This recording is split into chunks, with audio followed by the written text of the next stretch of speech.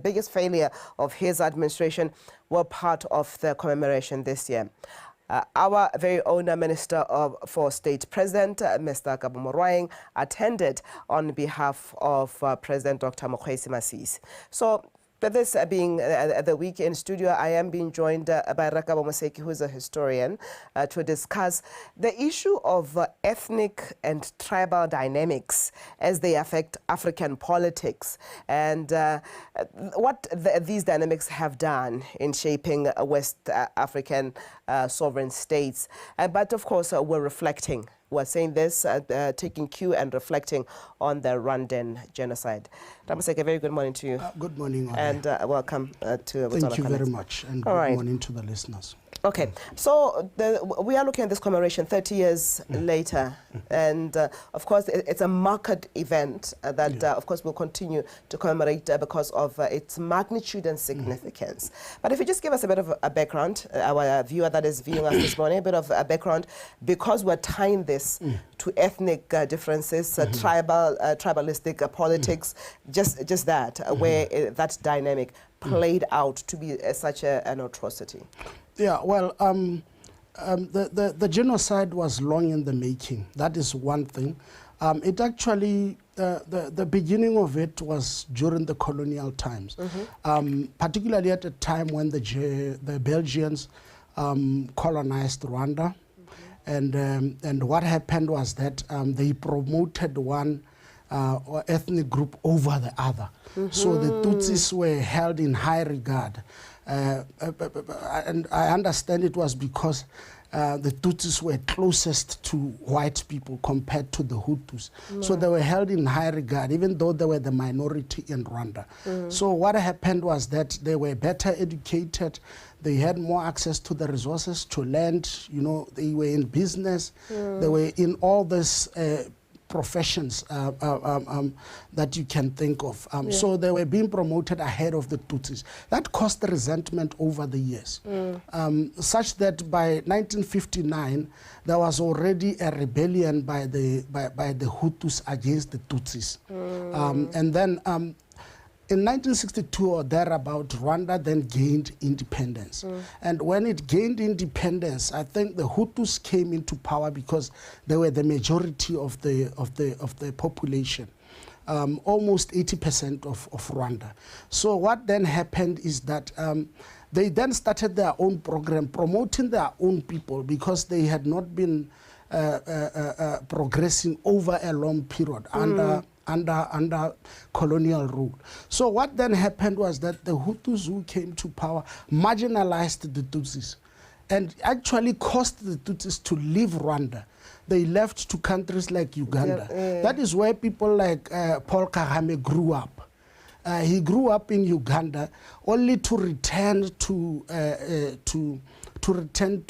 Rwanda in the 90s. He left, his family left in the 60s. Only to return in the 90s. So the Tutsis left, and the minority that remained was put under, you know, a lot of oppression and all those things. So this is the background, where these perhaps these sentiments and resentment were brewing up from. But then even at the trigger moment now, just the events around there. And then what happened is that the Tutsis outside of Rwanda organized themselves and started the Rwandan Patriotic Front, the party that is being led by Kagame at the moment. And they attacked the Rwanda, you know, trying to come in there and seize government by force. So that was around 1993 or 1990. Yes, early 90s. And then what happened was the president of the time, Habyarimana, then was Hutu. Who was Hutu, then made peace with the Rwandan Patriotic Front, and actually, they signed a peace accord that allowed the Tutsis that had been living outside of Rwanda to come back to Rwanda, and then they came back. And in 1994, the president Habyarimana, who was Tutsi, his plane was shot down when he was with the president of Burundi, just above the presidential palace. It was shot, so that triggered the Hutus to say, no, you have killed our president, saying to the Tutsis. That is how the conflict, the 100-day conflict then started. Okay. Running from the 7th of April to the 15th of July. And this is modern society. I mean, 1994, we want to believe this is a modern society, but still seeing these rather strong, I'll call them strong if they could manifest in this manner.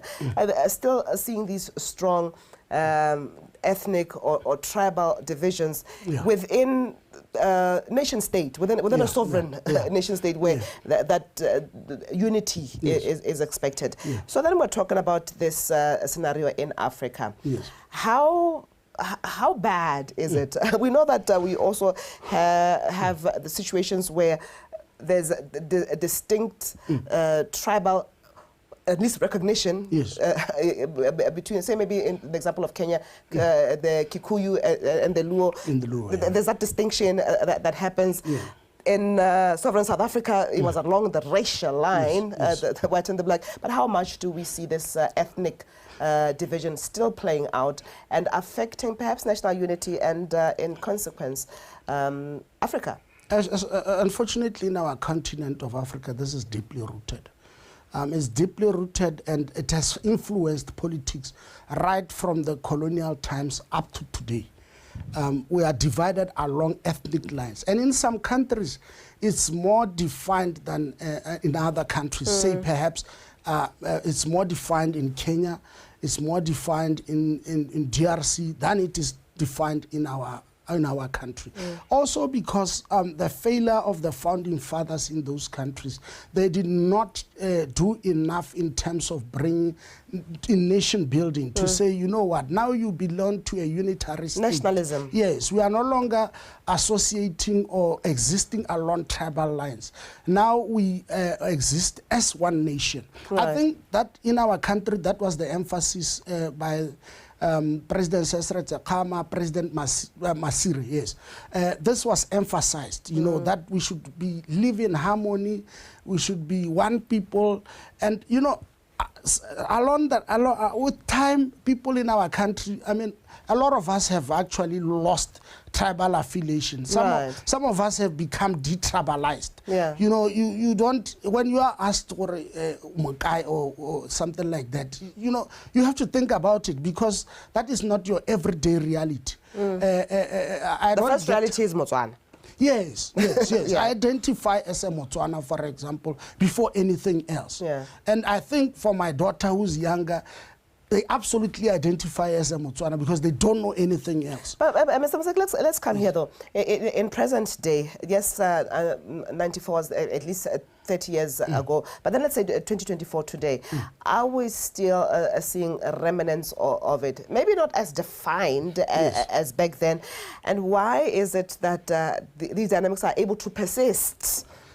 You know what? you know what? They're able to persist because, unfortunately, the political leaders in many of these countries exploit those differences. They exploit those differences, which bring people to the yesteryears when they were oppressed simply because of their tribe. And then, you know, they say, no, I will not vote for this person because he doesn't belong to my tribe. They don't even listen to what policies this guy is talking about. They simply dismiss that person on the basis of their tribal affiliation. So the politicians, the leaders in society, they divide our people along those lines. And fortunately here, it's one of those things that has not, it's not entrenched in our society. Or at least it has been dealt with. Yes. I think we have been we have done well in terms of addressing this thing. There may be challenges here and there, but like I said earlier, people identify more with the state than with the tribal affiliations. But in Africa, there are still places where people associate along tribal lines, where jobs are given along tribal lines, where business deals are done along tribal lines, where identity, even on their Oma or national ID, states the tribe that they are from, you know, that kind of thing. So it becomes really difficult. I mean, in Rwanda, for example, it only ended when, after Kagame took power, and then he said, no, you are no longer going to identify as a Hutu, as a Tutsi, or as a Twa. You know, one of those. Because the Twa were the original. Yes, they were the original. The first people of Rwanda. Because they were the original, but because largely like the Sen here, they lived a hunter-gatherer kind of lifestyle, and they had not put much emphasis on owning material things like the land, saying this land is mine, what. No, they didn't have that. So the other groups that came and, you know, owned all sorts of things and eventually displaced them. How do you see this having any impact or implications? Could this have any implications? Because the fact is, Africa is a very multicultural. It is different, and that is just the beauty of Africa, with the different beliefs and the different colors. But we are a continent that is in a sort of space. In a sort of renaissance space, you know, the regrouping, self-actualization, and we actually have an agenda, 2063. We are in the middle of a trading and economic agenda. Do you think this could play out? Because now then there will be a Rwandan and a Botswana or a Zimbabwean that will have to trade on the same space. Do you think these tribal convictions might even influence or have far-reaching effect into today's aspiration? They could if they are not taken care of. If we are not deliberate in addressing them. If we pretend that they don't exist, they will raise their ugly head. So we need to be conscious that these things exist. People could be separated along tribal lines. I mean, Africa, if you've been to conferences outside of this, outside of this country, say, for example, you go for a conference in Ethiopia, and then, you know, Africans are divided now in terms of who their colonial masters were. There will be Anglophone-speaking Africans, they caucus together, the Lusophone that were colonized by the Portuguese together, and then those that are Francophone that were colonized by France. You know, so there are those dynamics. That is one of the things that we need to take care of. I mean, even in the voting of the Secretary General of the AU, if you remember Mamuito's participation in that election, our former Minister of Foreign Affairs, you know, she had to fight against a bloc of Francophone countries because people were voting as a bloc. So those kind of things are not progressive, and they should not be tolerated in this continent. We should now start looking at things like meritocracy. What is this person bringing to the table? Not the fact that this person is from an English-speaking country, I'm from an English-speaking country, so I'm going to support them.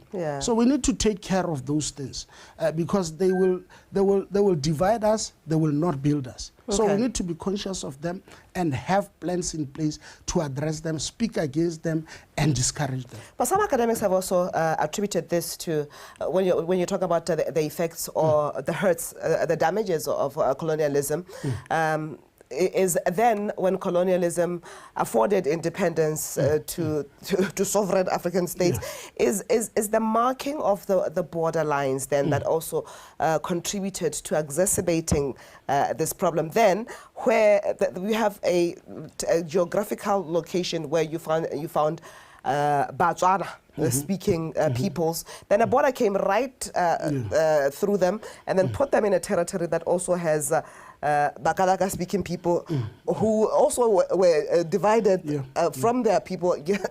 How much of an effect do you think that that has played it has a big effect.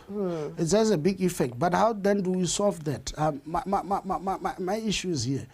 We cannot go back and try to redraw the borders. We can't. No one is going to accept that. So if we can't accept the redrawing of borders, what do? We accept living as one people. Yes. There is nothing wrong with me having relatives in Zimbabwe, having relatives in South Africa, or whatever place. And me being this side, they being that side. They're still my relatives. It doesn't change anything. What I need is to live in a state where I am recognized first and foremost as a citizen and not necessarily as belonging to a certain tribe, not being as, you know, those kind of things that divide us. We need to focus more on what brings us together. How do we quash this in case somebody, in case present-day Africa pockets of Africans still get the tendency or the temptation to want to view the world, or at least the existence of sovereign state and politics along ethnic divisions, because I think if Rwanda can rise and heal from this genocide, there probably should be lessons to be learned from that, and no excuse for the rest of us that didn't experience this level of atrocity. What do you think then are the processes to deal with it effectively and permanently? First and foremost, we must criminalize tribalism. The divisions. When you stand up and say I'm a Tutsi and I'm superior to the Hutus, or I'm a Hutu, I'm superior to so and so, those kind of things, in my view, should be criminalized. In fact, it is criminalized right now in Rwanda. You cannot stand up and then try to divide people along tribal lines. It's criminalized. There is no recognition of tribes. Officially, at least, there is no recognition of tribes in Rwanda because of their history. And I think we don't have to wait to get to a Rwanda situation. We should be at the forefront of coming up with laws, coming up with policies that discourage these things. And I think for others, say for example for ourselves, we have done that largely. I mean, I can apply for land anyway. I don't need... Right. And these are deliberate... deliberate processes that are done by the government. Motswana is Motswana, can be Motswana anywhere.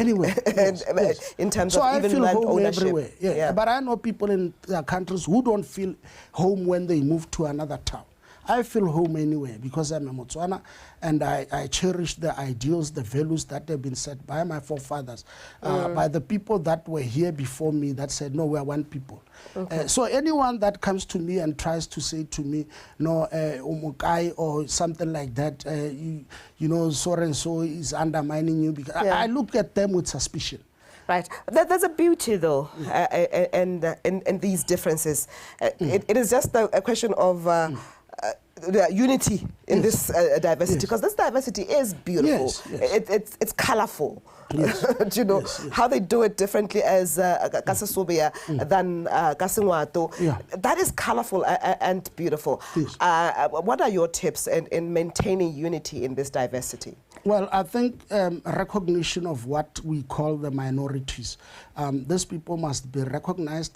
They should have the full rights, not only in this country, but in any other country. They should have access to the resources, because the divisions of today are not so much along the tribal lines or something like that. They're alongside the resources. Are the people in that particular area able to access the resources? Which might create cycles of resentment if left unchecked. Yes. And I think that is why in this country we say the diamonds belong to everyone.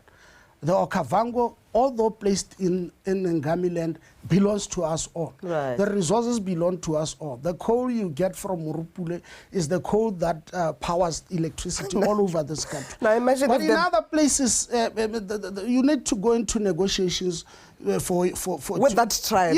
I'm laughing because I'm imagining a Botswana where the people of Boteti were sitting saying these diamonds belong to us, sitting with their diamonds. So you see, people like Borra Masire, Sesretse addressed those issues. In other places, you cannot even be transferred to another part of the country because you can't even speak the language there. You can't even go and work as a nurse there. You can't work as a teacher there. I can work anywhere in this country. Insight. And I think we can set a good example for the rest of the continent. Absolutely.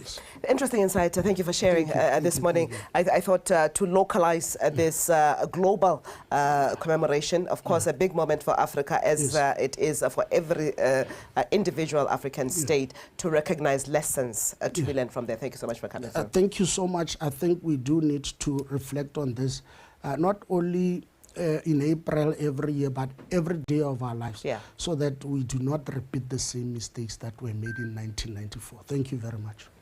Thank you so much. It was an atrocious mistake that was made by fellow Africans in Rwanda then.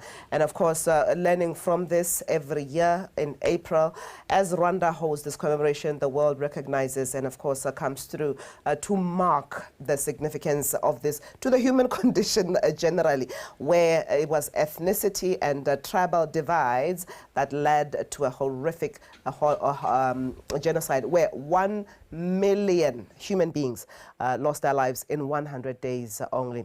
As we're closing off this section, looking and reflecting on the Rwandan genocide.